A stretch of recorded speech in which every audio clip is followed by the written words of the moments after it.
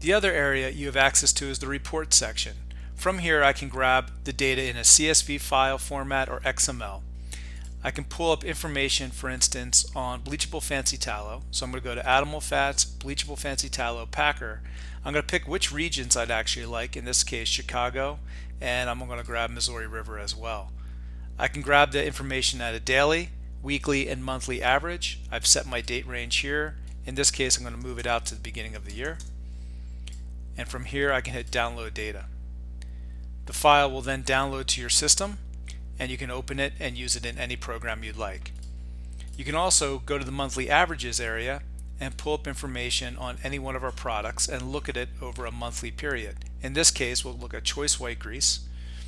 We'll pick the region. I'll pick Missouri River, and I want to grab information for the month of February 2020.